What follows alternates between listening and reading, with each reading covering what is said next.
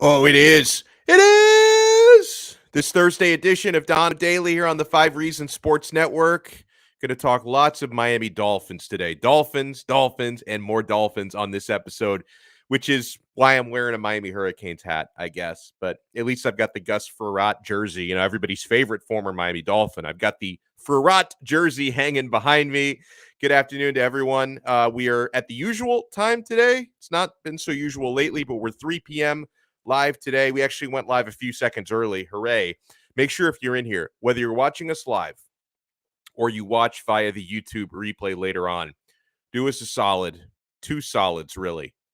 See the favors we ask right down below. Smash the like button. Hit that thumbs up button. If you hit the thumbs down button, nobody even knows you hit it. You might as well hit the thumbs up. Smash the like button and make sure you subscribe to our YouTube channel, 5 Reasons Sports. We're going to be talking at about 3:10 with Hussam Patel from Dolphins ATB, Fin Maniacs, and the 5 Reasons Sports Network. I really want to get into with Hussam and with our other guest, who's one of our favorites. 3:30 p.m. Big John Stud is going to join us. And Brooklyn Rob hit it on the head. These are 2 of everybody's favorites when it comes to talking football. 2 of his favorite guests today, Big John Stud and Hussam Patel. Great lineup. Great guys. Thank you guys all for watching. So, yeah, we're going to talk with Big John Stud around 3:30. We're going to talk with Hussam Patel at around 3:10. And I think we really need to dive deep into who the Dolphins need to franchise tag. And is that Mike Gesicki, or do you potentially let him walk? I think it's worth noting that in this offense, and the tight ends coach mentioned it in his availability yesterday, tight ends really need to block in this offense. So are they going to be able to teach Mike Gesicki to do that? Or do they think the fact that he's, basically a really large slot receiver, is that going to work okay? Or would they prefer to let him go and maybe find someone who blocks a little bit better? Because it's hard to really compare Mike Gesicki to George Kittle. George Kittle is an absolute monster when it comes to receiving and to blocking. So who do the Dolphins need to franchise tag? Who do they need to re-sign? I really want Emmanuel Ogbah back. I don't want to let that guy go anywhere. Not as high of a priority, obviously, as Ogbah, but I would love to get another year out of Duke Johnson with the Miami Dolphins. Obviously, you still need more at running back, but I would love Duke to be in that rotation. Who do you need to go out and get? There is could be combination of trades and free agency, and then obviously you have the draft in late April. This is a name we've talked about on and off throughout the last several shows since the Dolphins haven't really been doing anything. They've not been playing football. You got Tua throwing a very heavy medicine ball around, but the Dolphins are taking a little time off since early January. But a name that we've brought up as a potential trade target at the wide receiver position is Calvin Ridley. Here's what one of his coaches had to say about him. Or sorry, this is actually what an Atlanta Falcons writer who mentioned Calvin Ridley in a conversation, a potential landing spot for him being the Miami Dolphins. He said Jalen Waddle had a solid rookie season, so why not bring in another Alabama wideout for quarterback Tua Tagovailoa to throw to? Ridley, who's from Fort Lauderdale, everybody is, right? Most of the great players, they're from Dade, Broward, Palm Beach. He recently liked and then unliked a fan's tweet suggesting the Dolphins should trade for him, as if like unliking it is going to erase it. Like, oh, it never happened. I just unliked it. Oh, let's move on with our lives now. Oh, man. He recently liked and then unliked a fan's tweet suggesting the Dolphins should trade for him. Then they go back to Jalen Waddle. He's been more of a possession receiver for Miami, getting a high volume of targets and catches as a rookie. Ridley has already proven capable of producing big numbers without a ton of targets. He could give the Dolphins an elite 1-2 punch of former Bama wideouts under new head coach Mike McDaniel. I also, if I don't expect him to be a free agent, because they would be crazy, I think, not to franchise tag him, but Devontae Adams, I would love to go out and get Devontae Adams in free agency if he actually gets that far. So I don't want to get too ahead of myself, because I want to ask our guests about potential free agent targets, trade targets, draft targets, all that. I want to talk a little bit about some of the highlights from yesterday. I thought it was very cool that new Miami Dolphins head coach Mike McDaniel, he made so many of his assistants available to the media yesterday. And I think it was especially important to do that given how many homecomings you've had. Right? I mean, you get to talk to Wes Welker, who's Miami's new wide receiver coach. I know most of his damage was done in New England as far as his big time stats, but he was a Miami Dolphin before he was a New England Patriot, before he was a Denver Bronco. So that homecoming is really nice. And I know he's kept a house in the area. So I'm sure Wes Welker is, he's probably enjoying life as a South Floridian again.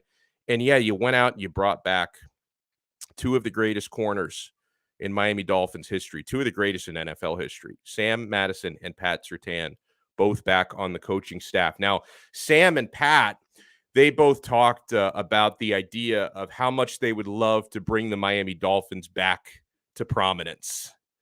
And it's funny because when you think about it, I obviously look back very fondly on, very late 90s, early 2000s when Sam and Pat were both in Dolphins uniforms and in their primes.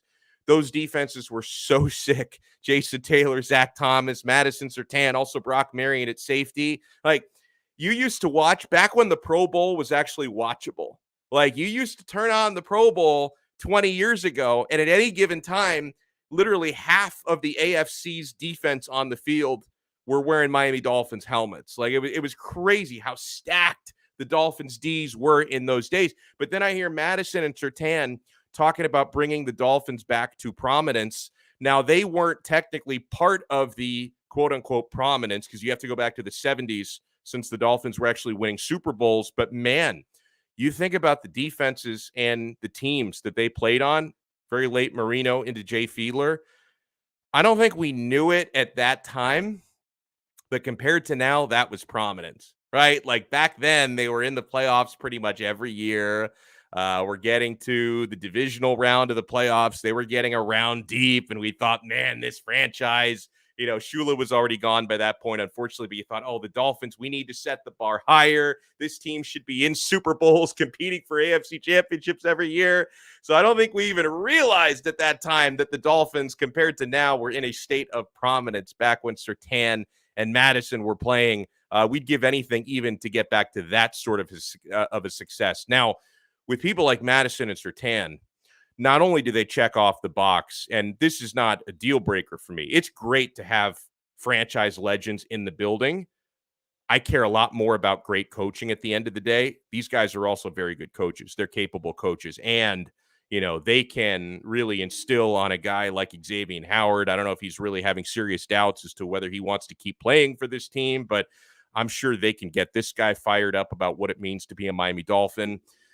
I wonder if Sam and Pat can even find a way to make Noah Igbenogany look somewhat serviceable, like look like a football player, because he's never actually looked like a football player since he's been a Miami Dolphin. So I liked what they said about returning to prominence. I loved hearing Wes Welker, new wide receivers coach, talking about Jalen Waddle.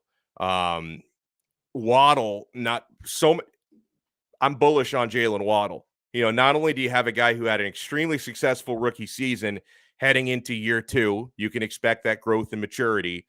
You actually know they've got an offensive-minded coaching staff that's going to be able to put people like Waddle and Tua in positions to succeed because, they're not going to have incompetence. We don't know who's calling plays. The head coach has no idea what's going on O. No, those problems are behind us. We've got a scheme. We've got a staff that's going to put in the right energy into this. So, man, you would expect Jalen Waddle is going to take a big step in the right direction. And Wes Welker said about him, that kid is top-notch, ton of talent, speed, passion for the game. That's what you want to work with. I'm excited to work with him and hopefully take him to the next level. Speaking of getting to the next level, another coach who I really enjoyed, and Manny, pull up the comparison tweet that I sent you today. But it was interesting hearing from Daryl Bevell, who I thought was an excellent hire, new quarterbacks coach of the Miami Dolphins. And when you talk about bringing our quarterback, Tua, to the next level, I want to see Tua putting up better stats than Davis Mills next year. The greatest thing now triggering Dolphins fans. And of course, I had to put this in people's timelines. And I love how the only people that get like really bent out of shape and fired up about it are Dolphins fans, and not even in the entire fan base. But I don't know if Manny heard me when I asked him to pull it up. But there was that tweet that shows like stat by stat, basically identical seasons from Tua and Houston Texans quarterback Davis Mills yesterday. Here we go. 23 years of age, 13 games played last year, 16 pass touchdowns, 10 interceptions, 263 completions, 6.8 yards per attempt. Now, you guys know that I like to poke the bear and I like to troll a little bit. I do not actually believe that Davis Mills is better or even as good as Tua Tagovailoa. I just find that bait to be incredibly hilarious. And real talk here, and this is not so much of a commentary on Tua, I got to tell you, Davis Mills, 3rd-round draft pick, putting up numbers comparable to a 5th overall pick from a couple of years ago. That's some value for Mills. You know, Davis Mills basically last season was Tua Tagovailoa with a much longer neck. Do you see that thing? My goodness. So that was the latest stat firing people up. And of course, a lot of Dolphins fans were responding with Tua's stats compared to Kyler Murray's stats over his first 16 games, which were very comparable, or Tua's first 16 games versus Josh Allen's first 16 games. So guys, it's fun to troll. I do think Tua has limitations. Even the comments made by the quarterbacks coach that I'm going to read, I think indicate they know he's got limitations. So I don't think he's ever going to be worth the 5th overall pick in the draft. But at the same time, man, it's not impossible to win with this guy. He had a lot of things working against him, coaching-wise and teammate-wise, namely that offensive line. A lot of things working against him, not for him last year. You've got a coaching staff that's going to do a better job of accentuating your strengths and hiding your weaknesses. And God, I would hope that offensive line can only get better. Seems impossible to make it worse, right? I mean, you got money to spend on free agents. I'm going to start a campaign to try and get Teron Armstead, to realize Miami is where he's got to be. You need to address the O-line in free agency, address it in the draft, maybe address it in trade, address it every way you have to. But I would expect Tua Tagovailoa is going to be in a better position to succeed next year. So here's what Daryl Bevell had to say. These comments relayed by Barry Jackson from the Miami Herald. And by the way, I think Bevell, excellent hire. So again, you've got an offensive-minded head coach, an offensive coordinator in Frank Smith, who I respect, and a quarterbacks coach that I really respect. He said, quote, "I think it's important for me to be able to see the ball coming out of his hand in person," Bevell said on Tua. "I can see it on tape. I can see him making some of the throws. There are questions that I have." Me too, coach. I've got questions as well. There are questions I have, but I want to see the ball come out of his hand in person, he said. That's the one thing for me. Always on tape, it is hard to tell the true velocity. So I want to get him out here on the grass and see exactly what it looks like. From what I've seen, we'll definitely be able to have high success from him being able to throw the football. Okay, that's good. He says he can make many of the throws that we're going to ask him to do. And the ones that he can't, then we're going to do something different. There's no perfect quarterback, folks. I get it. Although maybe Dan Marino, if he had a running game and a defense, could have been the perfect quarterback. But Tom Brady is probably the closest thing, and Aaron Rodgers is in that conversation that God ever made to a perfect quarterback. There's never been a truly perfect quarterback. So I understand that everyone's going to have strengths to play up, weaknesses to play down. At the same time, when you talk about he can make many of the throws and the ones he can't, we're going to do something different. You don't often hear that about a quarterback drafted in the top 5. At least you shouldn't, right? You might hear it, about a few. You're certainly not going to hear that about Justin Herbert, who was drafted number 6. You're not going to hear a coach say he can't make all the throws. He can make all the throws. Joe Burrow, I know that was a first overall pick. You're not going to hear that about him. You're not going to hear that about Aaron Rodgers. You're not going to hear that about Pat Mahomes. Nicole says, Bevell already regretted it. Ask him if he'd rather have Watson or Tua. Oh, he's already regretting taking the job. Well, okay. Let's also be real on something else. The primary reason why Deshaun Watson is not here right now, and at this point, I don't believe he will ever be here. I think you guys know I was pretty confident, early last fall that he would end up being a Dolphin. I wasn't endorsing it. I don't really like the guy, but I thought before the trade deadline he would end up being a Dolphin. I no longer feel that way. And a lot of that has to do with the fact that he still has legal trouble. I don't think there's any denying that. But we all need to admit that the main reason why Deshaun Watson isn't here right now, it's not a football decision. It was a decision about his legal status that they weren't comfortable, with the pending cases out there, the lawsuits and the criminal charges. And that's the primary reason why he's not here. And I also think that's a primary reason why he may not play in the NFL again next year. Like, it might be at least another year before we see that guy in the uniform. So not everybody in the Dolphins front office was completely sold on Tua. Brian Flores wasn't the only guy who thought we should go out there and get another quarterback. He may have been Deshaun Watson's biggest advocate, but he wasn't his only advocate. So, and listen, to put a bow on the Tua thing, and then we're going to bring in Hussam Patel and probably talk more Tua, among other things. But to put a bow on the Tua thing, saying he can't make every throw and admitting he has limitations. You don't say that. You shouldn't say that about a quarterback drafted in the top 5. But at the same time, this guy being Tua, this young man deserves an opportunity here to actually play in an offense for coaches who believe in him and do not have their head up their ass in trying to put the square peg in the round hole. Because that was one of the phrases I think that Daryl Bevell used was, not trying to put the square peg in the round hole, that they have to design an offense around Tua. They can't just say, here's our offense. Even if you're not the best guy to run it, go ahead and do it. No, you need to bring out the best, the very best, because there is greatness within Tua. Just don't ask him to make every throw, but there is greatness within Tua, and it's their job to bring that out. I don't even know, David, why. Oh, it's because somebody in the comments said something about Watson versus Tua, so that's why I brought it up. But he's not going to be a Dolphin. He may not play anywhere next year. Oh, here is our guy, Dolphins ATB, 5reasonsports.com, finmaniacs.com. The great Hussam Patel is with us. Good afternoon, Hussam. How are you? What's up, Donno? How are we doing today? Doing pretty well, man. So, am I reading too much into Daryl Bevell's comments when, he says there are questions that I have? He'll be able to make many of the throws, the ones that he can't, then we're going to do something different. I mean, it sounds like you've got a coach fully aware of the fact that his quarterback has limitations. Yeah, I mean, you can like Tua, and you can also acknowledge his limitations.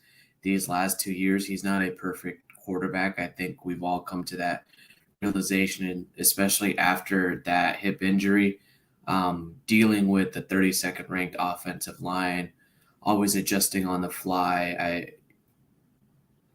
I fully agree with what Daryl Bevell just said. Yeah, no, I think it's hard not to. Did anything else stand out to you from the assistant coach availability yesterday? Not really. I mean, these are all guys that have been in the NFL for the last 10 plus years since I've been a kid. I remember Bevel being with the Seahawks and thinking, wow, this dude is a bad coach, right? I thought he was a bad coach. Then he went to Jacksonville, didn't do much. But I was informed by somebody within the Jaguars that Bevel was a bit inconsistent, couldn't do as much as he wanted to within Jacksonville under Meyer. Has a lot of experience with the running game with Russell Wilson. That's exactly what McDaniel was trying to do. Nice to see the two wonders back, Sam and Pat, as well, and former Dolphins legend Wes Welker, who never really caught a touchdown pass for the team. He scored one touchdown. What was it? Was it a special team score? Because I know he had one touchdown. I don't remember what the method was. No idea, man. No idea.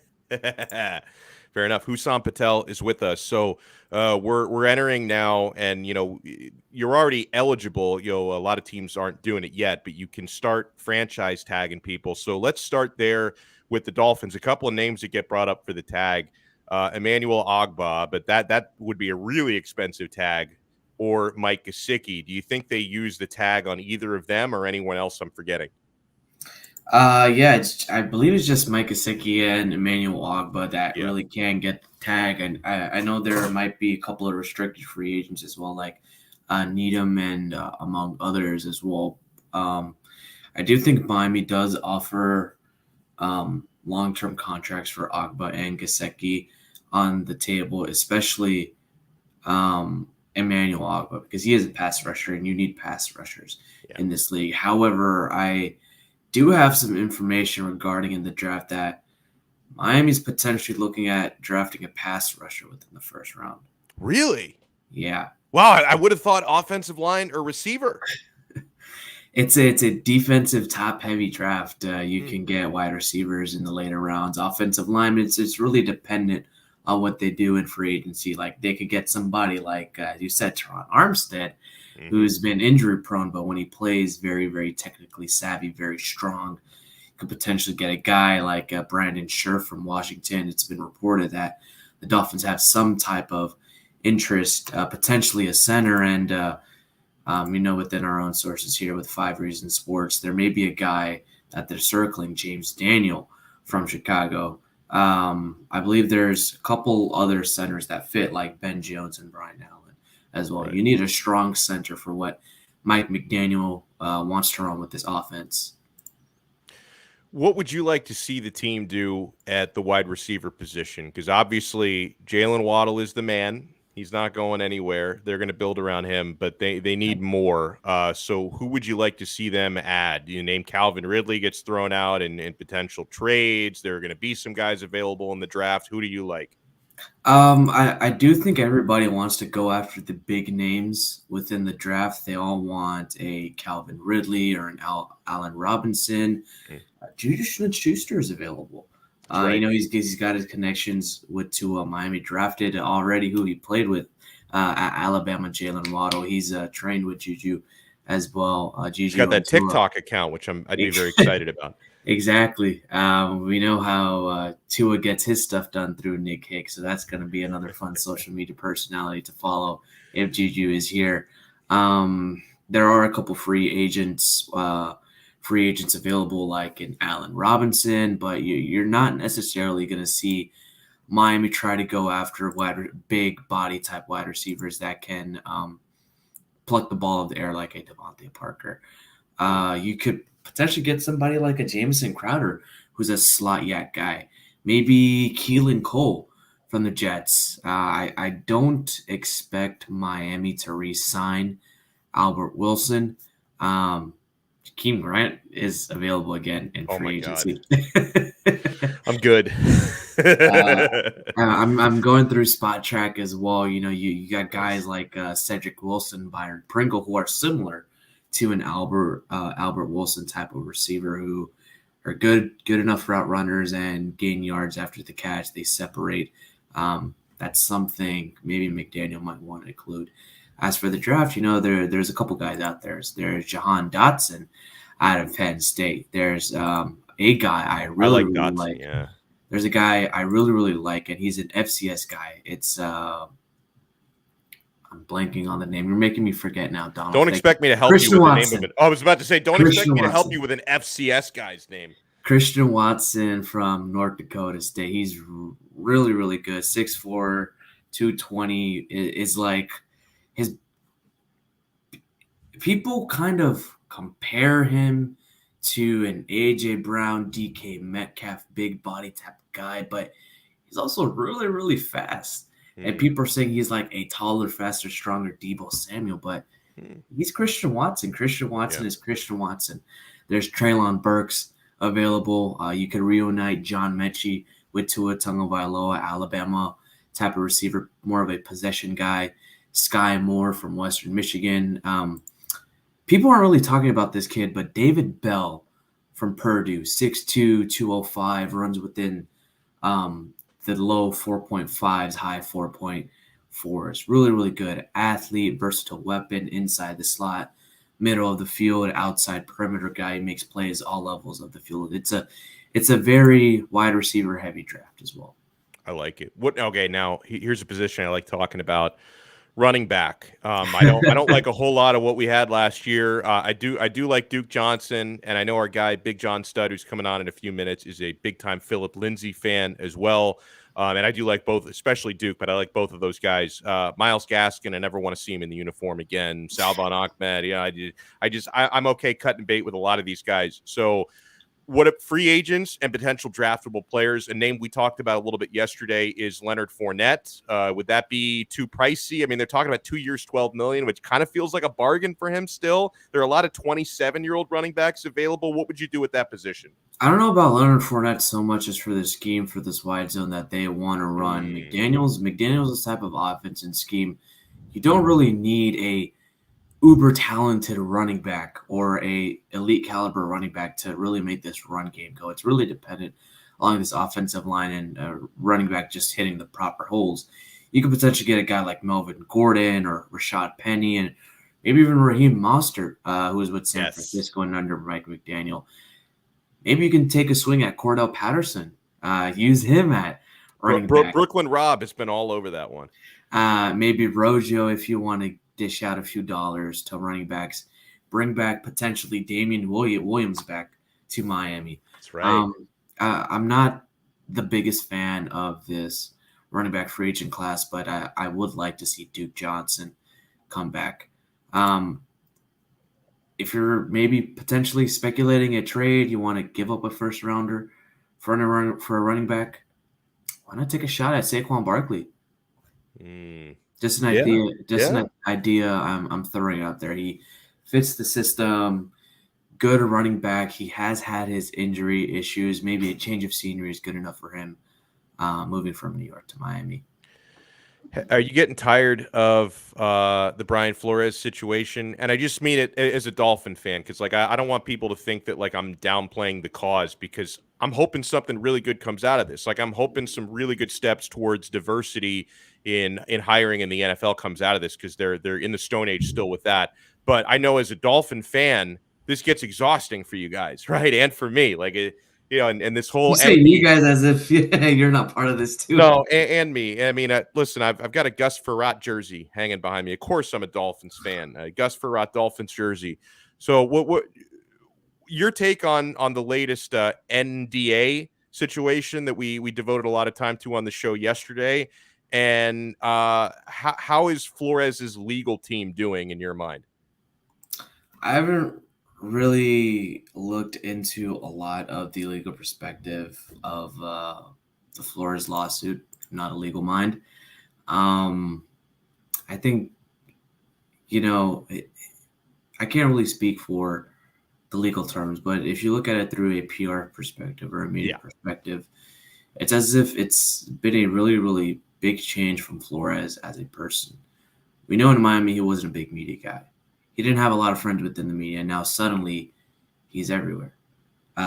He was on the I Am Athlete pod with Ocho Cinco, Brandon Marshall, and Omar Kelly. And we know, Omar Kelly wasn't the biggest flow guy, especially in his articles and on Twitter as well. He would routinely criticize, not only Tua but also Brian Flores during summer camp. He was one of the first people to say this offensive line is going to be an issue when nobody really thought it would be. He said that Tua would be okay, but not enough to lead the team to a playoff spot. This defense is why I believe he said that they would make some type of regression, and they kind of did in the beginning of the season. And now when I'm watching I Am Athlete pod, I'm looking at Omar. I'm like, suddenly now he's all buddy-buddy with Brian Flores. I'm like, okay, I get that, we're talking about his lawsuits, but when you go back to the when they were talking about football, the defense, and X's and O's, like I'm saying to myself, Omar, how come you didn't bring up or try to challenge Flo on some of his football decisions? Yeah. No, I got you. And I see he's been taking a lot of flack for that. I have seen it. Of it. Hussam Patel is with us, Dolphins ATB. We forgot to talk about the draft running backs, man. Oh, let's get. Sorry, I got sidetracked with Flo. So we talked about possible free agent running backs. You're right. Give me some draftable names that you like, and at what round do you think the Dolphins should make that jump? Well, do you have a specific person you're liking in the draft? No, I've mostly been looking at free agents. What about you? Well, there's what about Kenneth Walker the third? There's Kenneth Walker? 3 guys. Well, Kenneth Walker is one. He fits the system. Isaiah Spiller from Texas A&M, and Kyron Williams from Notre Dame is somebody people aren't really talking about. He's 5'9". Yeah, he's 5'9", runs a 4.4, a little under 200 pounds. He's a short yardage guy. He's got the burst. He's got the quickness as well. He's a slippery runner, and he really catches out of the backfield. Now, the thing about Kyron is compared to other running backs within this draft class is that he can actually pass block really, really well. And that's something Tua's not accustomed to. That's something the offensive line the last 2 to 3 years have not really had. So I really like Kyron Williams, but I did get some information that Miami likes an Alabama running back coming around the second round, and his name is Brian Robinson Jr. He's a decent running back, not somebody who I would have in mind, but he's an all-around running back, can run the ball decently. He's okay at the backfield, can pass block, can run block, and he was at Alabama as well. We know Greer has a lot of SEC biases, so Yep. somebody to keep an eye on. Well, I think I know the answer to this question, but I'll throw it at you as well. Devin Jordan, thank you so much for the super chat. Can you ask Hussam, he says, if Chris Greer will speak to the media at the start of the draft combine or no? Because he's got to speak, right? They're just going to say no lawsuit talk. Like, we'll talk about the draft. Like, he's got to speak. I think a lot of general managers and scouts and coaches do speak at the draft combine. I think he'll probably more so talk about the players he's here to look at, maybe the state of the current coaching staff. I do think that Greer and company want to put this thing behind them. Yeah, and the way that they're going to do it is they're just going to tell the media before they start, like, hey guys, he can't answer anything about the Flores lawsuit. And so probably no one's going to ask. And if someone does, he's going to say, can't talk about it. So that's where it starts and ends there. So awesome job as always, Hussam. Is there anything now? You do great work on every platform on the internet. I don't know if you do porn, but you do a lot of writing for various sites. Do you make any NFTs? I don't know. I don't know what else you're up to. Maybe. Can you confirm or deny that you do porn? I deny, but maybe I should make an OnlyFans for draft prospects. I mean, there was a time when OnlyFans used to not be about that stuff, but Right. then it just, but then like all the adult stars were like, wait, I can make a lot of money and cut out like 10 middlemen doing this. And then, because like, I remember when that site was launched, it was like, it was just going to be basically, people like me and Hussam, like, hey, we want to chat with our fans. Give me like $1 a month to talk to you. That's what it was supposed to be. It's a thing for content creators. Yeah, right. There you go. See, you said it in 2 words, content creators, with something I was trying to describe in like 4 paragraphs. But no, Dolphins ATB, 5reasonsports.com, finmaniacs.com, anything specific you want to promote this week? I got nothing. I got nothing this week. Are you off? Are you not working? Like, there's got to be something. I have a lot of stuff going on recently, so I'm not as active writing or podcasting, but I am looking to potentially start back up the scouting combine after the NFL combine starts. I have a pretty good couple of guests that may come onto that podcast. I like it. Okay, so stay tuned for more. Hussam Patel, make sure you follow him there on Twitter. Actually, I had a bright idea, Alex. Okay. So this Saturday, I'm planning a podcast for Dolphins ATB to talk about more in depth about the I Am Athlete pod and the Flores lawsuit. Gather up research, make some opinions. So I want to invite you formally live, and you have to accept. What time? What time is it at? Because Saturday at noon, if you can make it. Okay, I think I can make it at noon because I've got to do. I've got to work on the Canes basketball broadcast, but that starts at 2:30, so noon should be good. Perfect. You guys heard it here first, and if Donno doesn't come, you guys can bash him.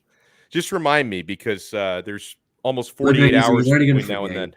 He's already gonna forget. No, I'm telling you, I'm gonna forget. Like, you have to remind me. Like, I'm on my phone a lot, so if you remind me, I'll see it. But if you don't remind me, I'm gonna be doing literally anything else. Of course, man. Of course. Don't miss it for the world, man. I won't, or at least I'll try not to. Hussam Patel, thank you so much, my friend. Of course. Thanks for having me on, Alex. A wonderful day. Good stuff there, as always, by Hussam. Guys, before we go any further, well, first of all, I think there may be a conspiracy because somebody said in the chat that they didn't get the notification. I don't know if I've been shadow banned by the internet or something, but and then people were like texting me like, "Oh, you're on right now." They got confused the last couple days because I was doing shows. I did a show at like noon. I did a show at 11:30. For like a week I wasn't here. I was down in Jamaica, and now people are telling me the usual notification that they get that Five Reasons Sports is live or that Donno Daily is live may not have gone out. What's going on here? Who's responsible for this? Which globalist is responsible for putting the curtain down on this stuff? This content needs to be seen by people. I mean, I haven't said hardly anything about the Ukraine. Did they ban me because of that? By the way, I stand with the Ukraine. I don't know if that gets me banned or if that gets me boosted. I don't know what the hell's going on here, but it's kind of weird. Like I feel like we've somehow been shadow banned, and that people who would normally be accessing this and watching it and knowing that it's on are completely unaware that it's on. So I don't know what's going on with that YouTube algorithm. YouTube, remember, is owned by Google. Google is a gigantic soul-crushing corporation. So I would love to know what's happening here. But yeah, I want to let you guys know. I want to remind you that one thing you cannot silence, well, three things that you cannot silence are the great sponsors to this program. Oh, man, I had a lot of fun yesterday. I went out and had lunch at the Quarterdeck Seafood Bar and Neighborhood Grill. There's so many great options there, guys. The jerk chicken sandwich, the baby back ribs, the all-American burger. The sandwiches and burgers are unbelievable. The seafood is so fresh at the Quarterdeck. Basically swims right out of the ocean and just plops onto your plate. The fresh mahi is awesome. I built my own poke bowl yesterday with fresh tuna, avocado, rice, spicy ponzu sauce. It was so good, guys. Everything is great at the Quarterdeck. You have to go out there, try the seafood, try the burgers and sandwiches, and take advantage of the 2-for-1 drink specials. The Quarterdeck has 2-for-1 happy hour all day, every day. It literally never ends. Just because the NFL season is over doesn't mean you can't have fun watching the NBA, NHL, playoffs coming up, March Madness coming up. You can watch all of that at the Quarterdeck Seafood Bar and Neighborhood Grill, and you can watch every UFC pay-per-view for zero cover charge. In about a week and a half, we have UFC 272 coming up. Colby Covington against Jorge Masvidal, the grudge match. You can watch that at the Quarterdeck, and you pay nothing at the door. Guys, if you want to check out their menu, find the location nearest to you before you go. Check them out online at quarterdeckrestaurants.com. The Quarterdeck, come for the food, stay for the fun. Oh, and yes, we are brought to you by the official sports book of Donno Daily, betus.com. I know a lot of you signed up before the big game a couple weeks ago. You had a lot of fun betting all the props. The fun is not over, guys. NBA, NHL, international soccer, college basketball. There are so many wagers to be had. BetUS.com is America's favorite sports book. They are the 3-decade leader. They've been around for 28 years now, and it is the official sports book of Donno Daily. When you sign up, and all of this site is available in Florida, by the way. You can do everything on the site in Florida. Sign up with our code, and we give you the best bonus in the industry, 125%. You're not going to find a sign-up bonus as high as 125% anywhere else. Sign up with our code 5RSN125. That's 5RSN125. And if you deposit, for example, $100, you can deposit more than that. But if you deposit $100, I chose a nice round number. They're going to give you 125% of free play money, $125, I should say, of free play money on top of your deposit. And you can bet that to your heart's content. You bet, you win, you get paid. BetUS.com. Brooklyn Rob, he's quoting the Seinfeld episode, which was like a prophecy at this point. I still have legions in the Ukraine.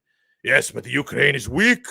All right, let's bring in our next guest of the day, Big John Stud. It's been a minute, man. I was on vacation last week. How you been, sir? I'm good, man. Before we get this started, man, first of all, I got some beef with Hassan real quick. Hold on. Ooh. He invites you on his show, but he doesn't invite me. He doesn't follow me on Twitter or anything. What? But that's fine. Now, wait. Before we get to that, I think Hussam might not do just regular porn. He might do farmer porn, in my opinion. All right. So what we gotta do, I'm pretty sure, Hassan's the type of dude, he might just get tinfoil and cover his junk, you know what I'm saying? And you see him on screen with tinfoil. That's what I would think if I was picturing Hussam. That's just me. You know what I'm saying? Oh man. Oh, I'm gonna let. So is that the beef that he didn't invite in? And you know what? I'm just being sarcastic. No, but I'm gonna tell him. I'm gonna tell him I'm not gonna come on. Bring on Big John Stud. I'm gonna. You don't gotta do all that, man. I'm just pulling legs right now. What's up, man? How you doing? I'm doing good, man, and I'm excited. The coaching staff is together. And listen, you've been a Dolphins fan as long as I have, if not longer. When you see guys like Pat Surtain, Sam Madison back in town, back in the building, what did you think of those hires? Thankfully, we can cuss on this fucking show, but that was fucking amazing. That literally wasn't me. I was literally depressed that we lost, Alexander, and all of a sudden it was like, fuck him. Patrick Surtain and Sam Madison. Holy shit. Yep. That was just, hopefully they can teach, Mr. Jones to catch a couple of fucking footballs instead of knocking them all down. Because apparently he doesn't learn by watching Xavier. So maybe we got to, Yep. Yeah, no doubt about that. And what do you think about Wes Welker? And I read earlier the cool comments that he made about Jalen Waddle, and the Welker thing made too much sense. I mean, he and McDaniel worked together. Wes, he's got a house in Davie, so he's been around before. I mean, quote me if I'm wrong, but I think I told you Wes Welker was on his way back over here. I'm not sure. You and Brooklyn Rob both told me that. Yeah, I know. I love Brooklyn Rob. You know what I'm saying? He shouted me out the other day. I don't know how he's doing. I'm assuming he's doing good right now. I haven't been cussed out yet today, so I'm just waiting for it eventually. No, he always sets the over under on how many times you're going to hit the vape during the interview. He set it. He set the over under there on 3 times. Oh, he's too funny. He's too funny. I'm actually surprised I haven't been hitting him more. I have a little one here for the day. I had to lock her in a room to be able to do this because I've seen Boss Baby, bro. No lie, like 57 times today, bro. And it's only 3:00. Oh my God. Well, yeah. good luck to you and to your sanity in that case. And okay, let's look at potentials for potential free agents the Dolphins should keep, should franchise tag. I mean, you and I have talked a lot in recent weeks about Mike Gesicki, so let's talk a little bit more first about Emmanuel Ogbah. I think the franchise tag for him would be around $20 million. It seems insanely too high, but do you think they come to a new long-term deal, or is he going to take his talent somewhere else? I would hope they would come to a new deal. I wouldn't franchise tag him for $20 million. No. I would rather try to pay him. I think Spot Track has him at about 11. I would assume he would come in somewhere around 12 to 13 mil. I mean, once you get past 13, if it was me, you can go to you can go somewhere else. I'm not going to spend 15 mil, unless they figure out a way around the salary cap or they give it to him in a bonus, you know what I'm saying? I think he'll come in somewhere around 13. I would hope that they come to an agreement. I know people don't like it, but I would not, unless McDaniel's going to sit there and kick Gesicki in the ass and tell him either you block or you don't play and the man turns into the Hulk. I am not paying Mike Gesicki. I don't care how many one-handed catches you can do. If you can't block on this team, you're not going to be here. It's simple as that. So, I mean, because are you really going to – I mean, I said it all year. I mean, I don't know about you, but I'm tired of playing, 12 on 10. Yeah. If the man's on the field, they know it's a pass unless he can learn to block. I think he threw 3 blocks that I saw all year. I'm not even being sarcastic. I think one of them we were watching here in my crib when you were watching the Jets game, and I think I go, oh shit. Yeah. I literally turned to you and said, oh shit, did Gesicki just block a quarterback? I think we were around it like 3 times because we wanted to make sure it was really him. Tebow, pause. Yeah, it was him, but so I mean, if you can't block, you can't be here, man. I mean, at the end of the day, I mean, I've said this idea, and people may not like it, but I would put Mac Hollins and turn him into a tight end. I mean, the guy's just as fast. He has good hands. I'm pretty sure Mac Hollins can gain 10 pounds. I don't think it's going to affect his speed. I think he's faster than Gesicki. I know he runs better routes than Gesicki, and he can block right now without gaining any weight better than Gesicki. So that's what I would do if it was me. I mean, you can put Mac Hollins on one side and Hunter Long on the other, and I'm good to go. That's so just me.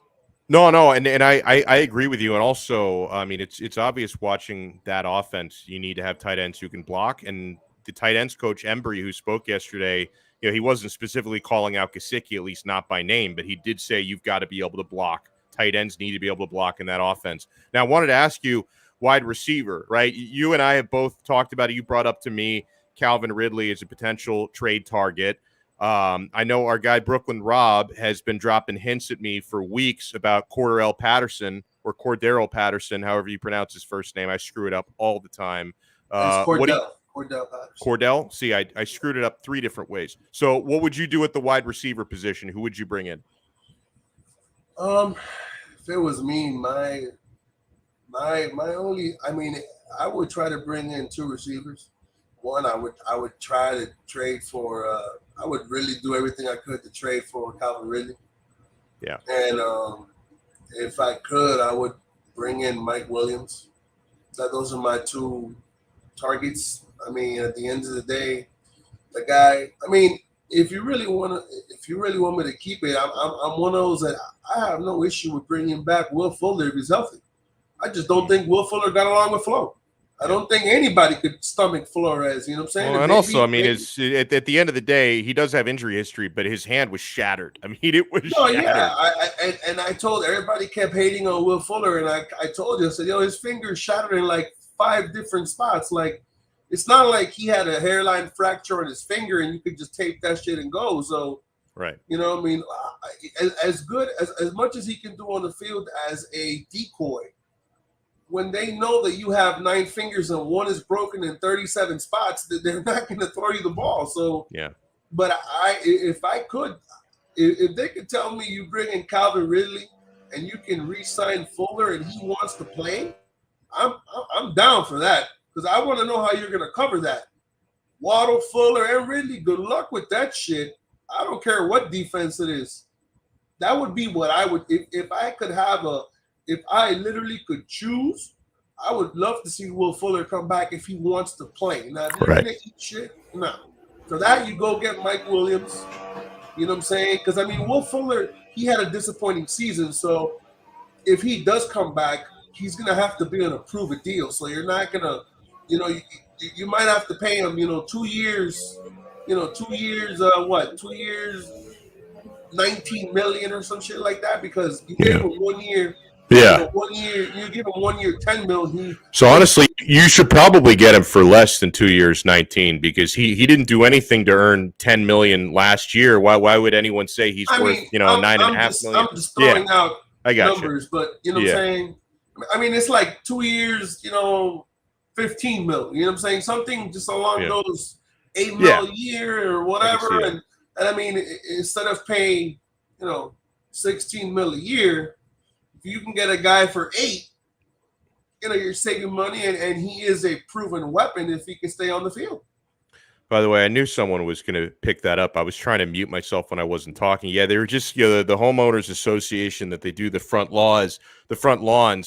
They all, and I guess I just stream too much. Like I'm on a lot. Sometimes I do multiple shows in a day, but they always pick a time when I'm on to take the mower right in front of the house, and it drives me crazy. Like I want people to think I'm like on the 100th floor of some building in a multi-million-dollar studio, not in the home office. But when they're down there doing the lawn, it's a whole nother thing. Okay, so go ahead. That's, I mean, if I could get Will Fuller and Calvin Ridley with Jalen Waddle, speed element, the unavailability of being able to double team 3 guys, that if he wants to play, that would be my 3. Now, I don't know if he wants to play, and if he doesn't want to play, then I would go Calvin Ridley and Mike Williams. because I mean, at the end of the day, that guy is a freak at 6'4". You know, people are high on Dotson. I'm high on Dotson, but at the end of the day, you need someone to complement Waddle. You don't need another Jalen Waddle. Right. So that's the issue there. So that's a good point. Now, yesterday, and I think you did watch the episode, we devoted the episode, and I had an attorney on talking about the latest developments in the Brian Flores lawsuit. Now, I think a lot of long-term good can come out of this, right, when it comes to hopefully the NFL diversifying their hiring practices and reforming it. So, listen, if Flo ends up being the guy to really advance some of that change, I'm gonna look back on him very fondly from years to come. There are other parts of this lawsuit, though, that look a little bit clunky as far as what evidence they really have to support some of the accusations. And listen, some of these things that he's accusing, not really the Dolphins, like other teams and the general culture, it's directly based on race. With the Dolphin stuff, a lot of it is indirectly based on race, but that's kind of the overarching theme here. So over the weekend, you know, and maybe some people were telling me that I missed the point in my take on it, and maybe I did a little bit, but I think some of you are missing the point as well. When they talk about this NDA that he didn't sign in his termination agreement or his separation agreement, because if he had signed it, he would have effectively been silencing himself. So he chose not to sign it. He's pursuing this lawsuit, but you know, he said Stephen Ross gave it to him as if Stephen Ross handed it to him. There's no evidence of that. And Ross's signature is not on the paper. It's Brandon Shore, who's a human resources guy in the facility. That's whose name was on the paper. And part of that implication is because I've seen people on the internet trying to compare Flores's NDA to what the female anchors, you know, back in the day on Fox News who were harassed by Roger Ailes. They had them sign non-disclosure agreements so they couldn't air his dirty laundry. Now, I'm not an expert on that story, so you know, I can only make a certain comparison. But when you're talking about, you know, a non-disparagement agreement, part of a standard separation agreement, which means any coach who's fired, whether it's a white guy, black guy, head coach, assistant coach, quality control guy, you're all going to have to sign that same document, right? Right. So he made it sound like this was a special thing that they wanted him to sign because he knows where all the bodies are buried. So we need to pressure him to sign this document. What I'm saying is every employee in that building, in that corporation who gets fired, whether you're an accountant or a coach, is asked to sign something similar to that. So I thought the way that it's been portrayed has been very misleading because people think this is some kind of a smoking gun. Like, oh my God, Stephen Ross asked him to sign an NDA to keep him quiet. Everybody who's terminated in that building has to sign the same document. Here's what I'm going to say on that. It may not be that he made him sign an NDA as far as trying to keep him quiet. They all have to sign the same document. I would say if that is the case and he does know where the bodies are buried, I'm pretty sure he had a conversation, or Stephen Ross tried to have a conversation with him. But remember, he can't really talk about certain things the way that he may want to talk about it openly. So a lot of things are up to interpretation. Now, I'm going to sit there and I'm going to clarify a couple of things because Hassan was saying some things and he brought up Omar Kelly and people really don't, know the whole story. But Omar Kelly did ask Brian Flores a lot of questions, including questions about Tua Tagovailoa. The problem is production is one thing and they cut out a lot of those questions. So it wasn't and by the way, this is what I was told, that the people who had final cut were Flo's people. That they were the ones who had the final when they're in the editing room. Flo's people had to approve what went out. That's what. Yeah, they cut out a lot of.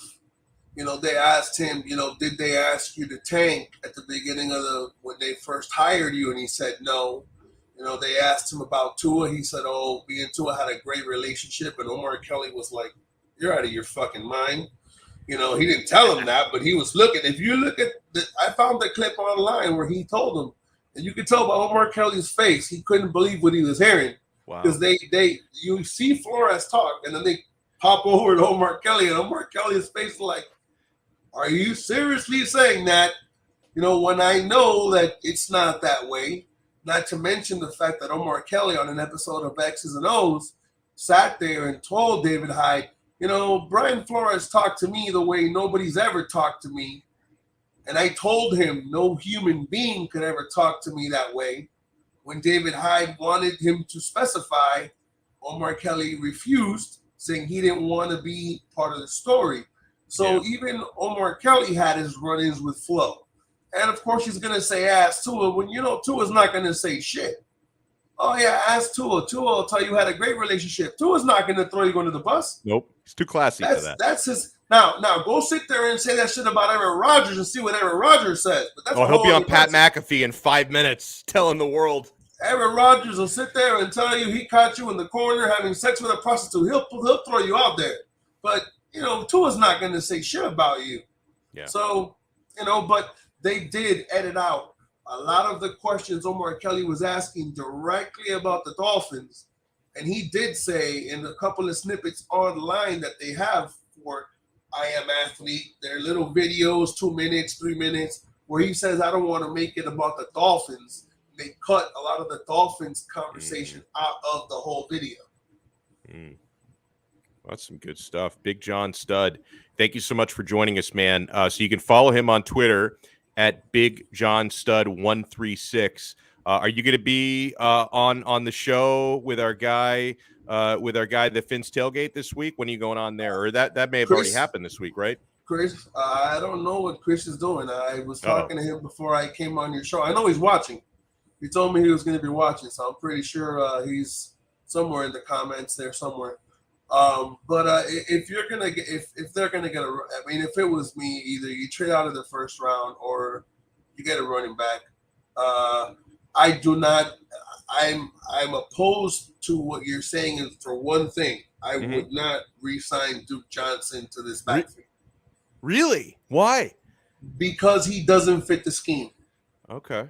He's not a outside runner. He's a bruiser in between the tackle, gap runner, and that's not what they're running. Now, Philip Lindsay, not because I'm a Philip Lindsay fan. When Philip Lindsay was a rookie, he made the Pro Bowl as a rookie running this particular scheme.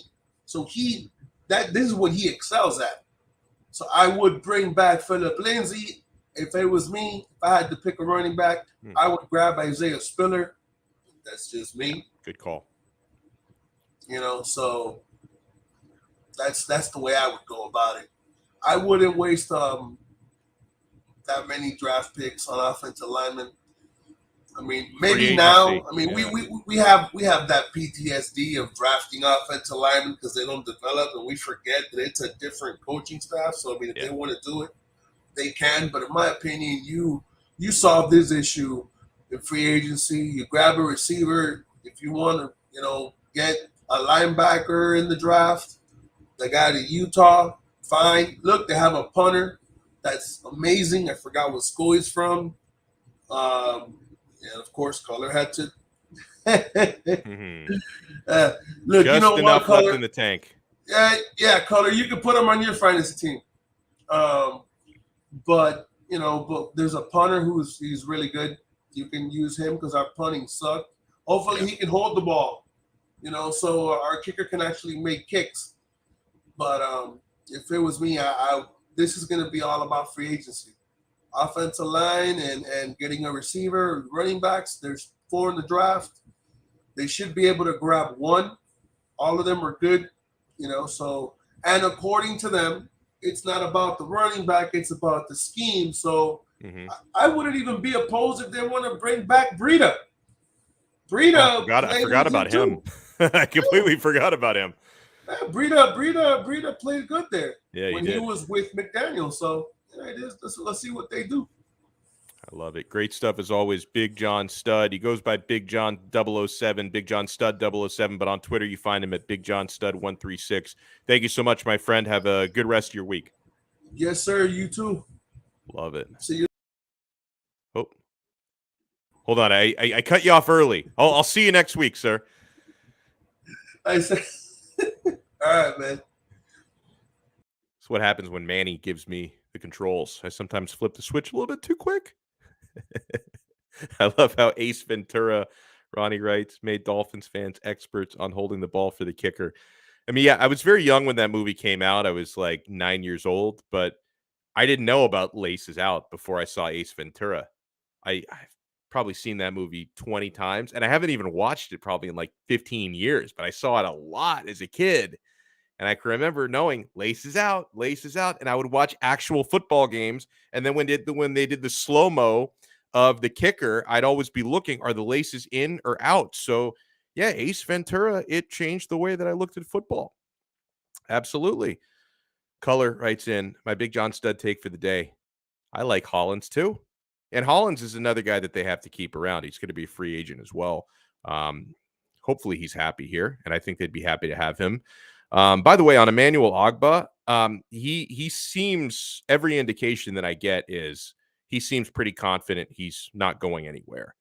You know, he hung around a few weeks back, a couple mutual friends of mine, and he seemed pretty open with them about, you know, wanting to be a Dolphin and confident he's going to be a Dolphin. Now, he might just be bullshitting in public, right? I mean, it's possible if you were to, because these guys aren't his best friends or anything, but they were talking with him about his time at the Dolphins, if he wants to be here, and he gave in every indication that he does. That might just be the way he talks, right? It doesn't want to give people any sort of a story to tell a blogger about or something like that, but I feel like he's going to be here.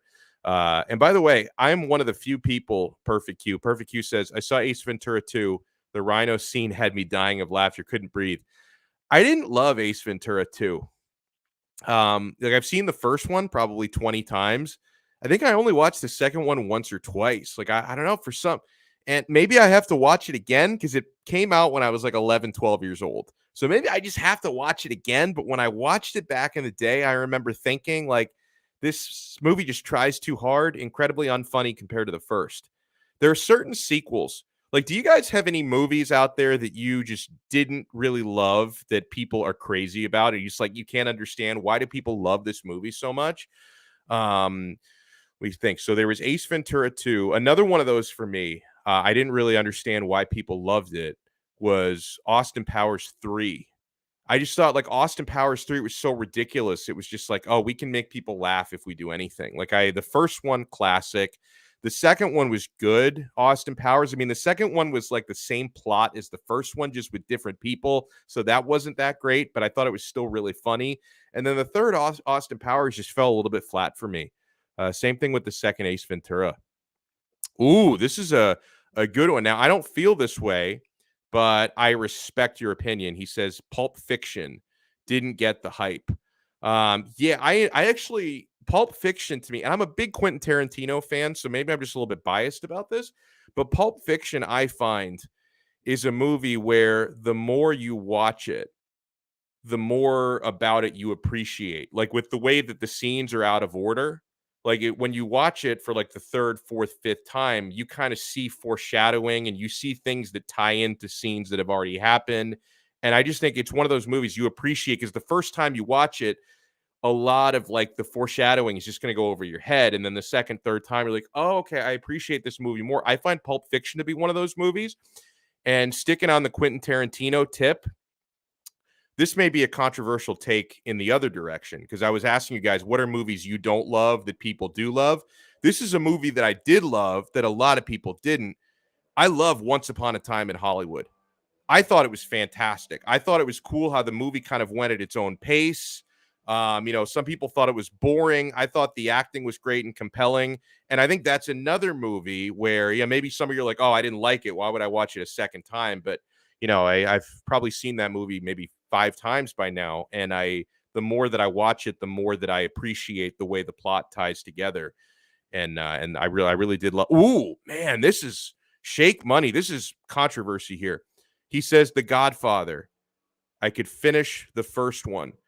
Now, one thing about the guy, and I love The Godfather's parts 1 and 2. Part 3 was garbage. Everybody knows that. You can throw that out. It's not even worth watching. But the first 2 Godfathers, obviously I love. But I think the people who say, and a lot of people say this, the people who say that Godfather 2 was better than 1, shut up. You're completely wrong. Completely. The first one was such a masterpiece. The second one was great, but just the plot just made so much more. It was just so much more fluid in the first one. And then, of course, you can't have the second one if not for the first one. And that's when most of the character, so much care. I mean, I'm not going to say most of it because there was some great character development in the second one. But, everything you came to know about those characters was developed in the first film. So, listen, The Godfather Part 2 deserved the Oscar. It was a masterpiece. But the people who say it's better than Part 1, no, it's not. It's not better than Part 1. I'm sorry. Actually, I thought the best part of The Godfather Part 2 were the flashbacks of the young Vito Corleone, which were actually in the book, the first book. So, if they had done it chronologically, they would have had the flashbacks in the first movie, not the second. But the first movie would have been like 7 hours long if he'd had the flashbacks in there as well. Ooh, David writes in, Terminator 2 with the alternate ending is perfection. David, I'm going to admit something to you. I don't think I've ever seen the alternate ending. Like, I've seen Terminator 2, 100 times. Like, every American has seen Terminator 2 100 times. I don't think I've ever seen the alternate ending. Tony 2 times on The Godfather. He says, Part 2 is the masterpiece. Ooh, he says, Part 1 isn't as good. And my friend's dad, John Martino, was in the movie. He played Paulie. Well, that's probably why you like it so much. Wow. Okay, that's interesting stuff there. All right, before we wrap it up, I want to remind you guys about a couple things, and I want to throw some shout-outs. Oh, first, let me remind you, it's Thursday. So Thursday, I do double duty here on the 5 Reasons Sports Network. At 6 p.m., I'm going to be hosting our combat sports show, 5 Rounds. So 6 p.m., right here, 5 Reasons Sports YouTube. Hopefully we're not shadow banned and they send out the notification. Join me, Frank Zaffrey, and James Walker. We are going to preview the upcoming Islam Makhachev, Bobby Green fight this weekend in the Octagon. We're going to look ahead at Colby Covington against Mr. 305, George Masvidal, which is about 9 days away now. That's going to be at UFC 272. And most importantly, guys, if you haven't watched 5 Rounds yet, we do it Thursdays at 6 p.m. Me, James Walker, Frank Zaffrey. If you haven't watched our show yet, I think this is the good one to start watching. I mean, they've all been good, but this is a great place to start because one of my co-hosts, Frank Zaffrey, who's a 53-year-old man who's never competed professionally as a prize fighter before, he has started training. He has started training for an actual MMA fight he's going to do. And his head coach is 9-time UFC veteran Dean Thomas. So he's got an amazing coach. Frankie Z had his first training session on Tuesday. So we're going to get both of his coaches, Dean Thomas and his other coach, Brian Hill, I think is his name. Both of his coaches are going to come on to talk about his experience. And, because Frank, literally a guy off the street, right? I mean, I think he wrestled in high school, but basically a guy off the street in his 50s started training for an actual MMA fight. He had his first session on Tuesday night. We are going to talk about it tonight, 6 p.m. So make sure you tune in to 5 Rounds tonight. And 5 Rounds is served, as this show is as well, by the Quarterdeck Seafood Bar and Neighborhood Grill. Make the Quarterdeck your spot for every UFC pay-per-view fight. They're going to have 272 there for no cover charge. Every big game, right? NBA's coming out of the All-Star break, NHL games, international soccer. Watch them all at the Quarterdeck Seafood Bar and Neighborhood Grill. Enjoy the 2-for-1 happy hour, which never ends. That's all day, every day. Enjoy the delicious appetizers like the buffalo shrimp, the awesome entrees, jerk chicken sandwich, all-American burger, the baby back ribs. They got build-your-own poke bowls, fresh seafood there at the Quarterdeck, 2-for-1 cocktails all day, every day. The beer is ice cold. Great place to watch every game and every fight. You want to check out the menu. If you haven't checked it out and you want to find one of their locations all around Broward County, check them out at quarterdeckrestaurants.com. The Quarterdeck, come for the food, stay for the fun. And yeah, we're brought to you by betus.com. Full service sports book. I went 1-1 in my Europa League bets today, but both were bets in the plus. So I think I came away with an $8 profit. So I didn't mush anybody yet today, Brooklyn Rob. I came away with a profit despite going 1-1 in my Europa League bets. Guys, I've got action every day, and it's so easy. And yes, you can use it in Florida. It's so easy at the 3-decade leader, betus.com. Sign up with our code, 5RSN125. If you type in our code, 5RSN125, they're going to give you a 125% sign-up bonus. Not only can you bet sports, pop culture props. You can play in their online casino. Works great on your smartphone. It's like having Las Vegas in your pocket. You can play table games. I play blackjack in there for real money. All sorts of slot games. It is all at your fingertips at betus.com. You bet, you win, you get paid. betus.com. I'll throw out some shout outs. Thank you, David. I felt a little exhausted today, but I'm good. I got my sparkling water here. Loving it. This offseason is going to be long in football. Now, I'm already planning out tomorrow's show. Do you want tomorrow's show to be more of a Dolphin-centric show? Maybe a Miami Hurricane-centric show. I haven't gone deep into the Canes in a while, at least not on this show. I do some other stuff here and there where I go more on the Canes, but I haven't gone deep on the Canes for a while. Or do we just welcome the heat back out of the All-Star break? What do we go heavy on? Unfortunately, Shake Money, there is not. There is not a quarter deck in Fort Myers, but if you ever find yourself across Alligator Alley, check it out. And I wish they had them in Fort Myers because that's where my wife's family is from, so I go over there a couple times a year, and if I had a quarter deck to eat at, that would make my life a lot easier. And yeah, Chris in the Fins Tailgate, he says, love some Canes and Heat talk. Maybe we'll devote more to the Canes and Heat tomorrow because I'm not going to say that I'm dolphined out, but I feel like we've covered just about everything there is to cover about the Dolphins this week, unless Flo says something else, right? We've covered the latest on the Flo lawsuit. We've talked a lot about prospective free agents, trades, franchise tag. Hussam Patel was talking about some draftable players. So I feel like we've already done, we talked about the new coaches. Of course, we read some of the quotes today. We talked about Tua's exercise videos that are going. He's the new Richard Simmons. Somebody needs to make that Photoshop. Somebody needs to. I'm not capable of doing it. I don't know how to do like video edits, but someone needs to take like some old Richard Simmons exercise videos and like Photoshop to his head onto those. Because like these hype videos, it's like, oh my God, he's throwing a medicine ball. Oh my God, he's doing a cable cross in the gym. He's greatest quarterback ever. I'd love to see how far Pat Mahomes can throw a medicine. Can he even lift a medicine ball? Tua's out there throwing it like it's nothing. By the way, Shake Money does not want us talking Canes. Now, Shake, is that because you don't care for college football, or is that because you are a Gator or Seminole fan? I'm guessing it's one of the latter two, because, I mean, most of you are in here, you love pro football, so how could you not love college football? He must be a Gator or a Seminole fan. Oh, Vince Tailgate says I've got a killer video edit I'm working on for Friday on the show. It's going to be funny AF. I'm telling you, man, these workout, like everybody's so hyped. Like, oh my God, he threw a medicine ball. He's going to throw 50 touchdowns next year. If he could throw that one medicine ball into that wall so hard, imagine all the touchdown passes he's going to throw to Jalen Waddle next year. Oh my God. I'm guessing the next Tua vid, says Dougie Fresh, will have highlight and double touch jump rope. By the way, Tua's coach, we banter sometimes on Twitter, Nick Hicks. I've never met the guy, but, sometimes I troll Tua on Twitter, and it's like a bat signal for Perform, the Twitter account. Like if you say anything remotely mean to Tua, the Perform account is going to come and defend his honor. And so, he comes at me sometimes on Twitter, and then he calls my jokes corny because I make jokes about Tua being on the golf course and stuff. He calls my jokes corny.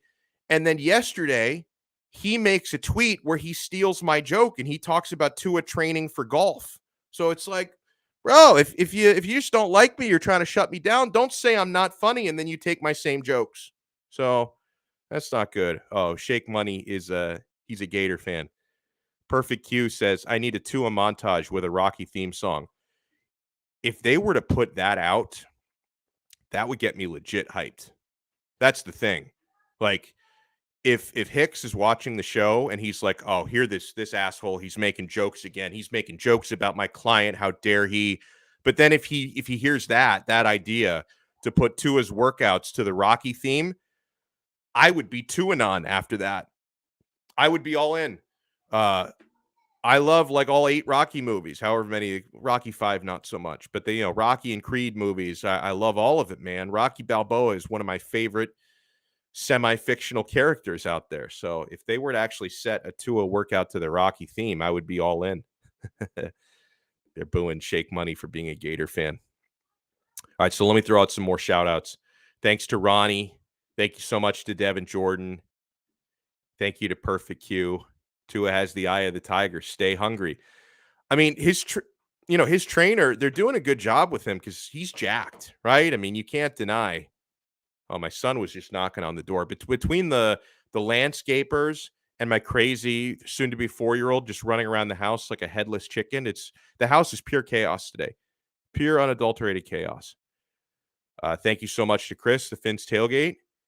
And oh man, so he's trying to make the edit. Just if you can if you make it like in time for my show tomorrow, I will share it, and of course I will credit you. Like I should just tell people, look at it. You see how good this video is? I made it myself. I know all about editing videos. I don't know any of that. I will credit Chris.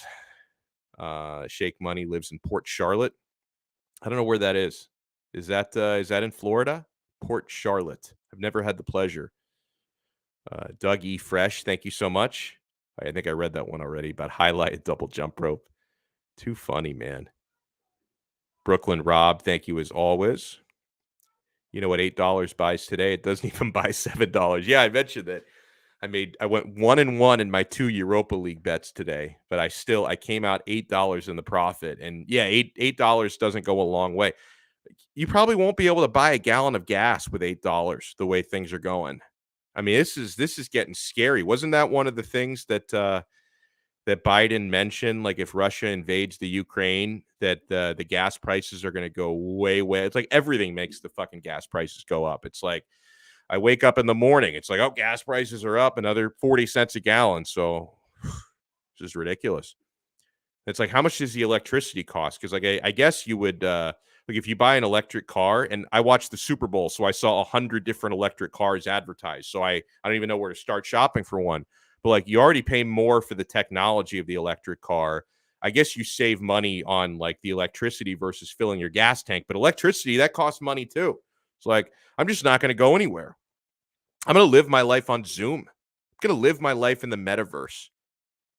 See that Ready Player One movie where just everyone they wear like the VR headset and that's just how they live their life? It's going to be me, bro. Get me into the how much does gas cost in the metaverse? I don't have to drive in there. Let's do that. Tony Kidd, thank you so much for tuning in. Unfortunately for you and for some of us, Tua is going to be the starting quarter. And actually they did sign that CFL quarterback, but he's going to compete for the backup job, not for the starting job. Thank you so much, Tony, 2 times for tuning in. Thank you so much for David. Oh, his buddy was in part 1. Oh, he was in. Oh, that's great. Leave the gun. Take the cannoli. It's one of the iconic scenes. There was nothing that iconic in part 2. I knew it was you, Fredo. That was pretty iconic too, I guess. All right, a few more shout outs and then we'll get out of here. Let's see. Who else? Stetson, thank you so much. I don't remember what we were talking about then. Is that a movie or is that where you went to college? Because I think that's when we were talking about. Ronnie says, I still haven't seen Avatar. I haven't seen Avatar in so long that it feels like I've never seen it. Like, and I know I've seen it because it's got the same plot as Pocahontas and Dances with Wolves. Like, it's all the same freaking thing. But if you've watched one of those movies, you've watched all of them. Fern Gully, same movie. But I don't think I've watched Avatar since it was in theaters. And I've been on the rides that they have in Animal Kingdom.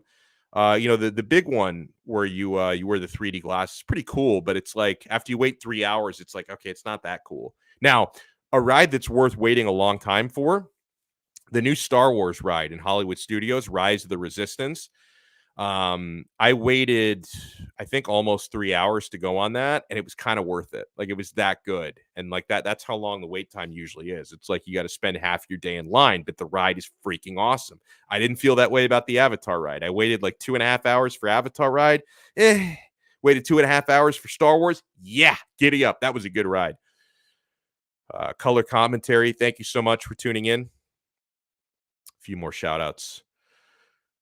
Oh, I was about to shout out a Russian spammer. I mean, focus on what you guys are doing to the world right now. Don't spam me. You don't have other things to worry about? Get the hell out of the Ukraine. What are you doing? Spamming me. Let's see. Who else? Ukraine. Let's see. DP, thank you so much for tuning in. John Fernandez, thank you so much for taking time out of your day to have fun in our comments section. I hope you guys have fun in the comments section. If I go on that podcast with Hussam, I'm going to mush it. I will refrain on betting on the Florida Panthers tonight because I do not want to mush them. Oh, thank you so much again for the super chat, Devin. You are awesome. Thank you so much, Nicole, for tuning in. Thank you, Roy. And again, I'll say what I say every day. Thanks, Barry. If I skip anybody, I didn't do it on purpose. What is that? Doe or Doug? I guess it's Doug. Just a couple of extra G's in there that don't need to be there. Hello, Doug. All right, let's see who else. That might be pretty much it. Thanks to Hussam Patel for joining us. Thanks to Big John Stud for joining us. And I'm going to talk to you guys in a little over an hour and a half. I'm going to be on 5 rounds. Going to talk about Frank Zaffrey's training session. Going to talk a little UFC here tonight. Oh, now I think I broke the StreamYard. I'm trying to. Our guy Doug is just going to have his message written here for eternity because there it is. I was trying to remove it from the screen. All right, I will talk to you guys tonight, 6 p.m. on 5 rounds, and then I will talk to you again tomorrow for another episode of Donno Daily on the 5 Reasons Sports Network. See ya.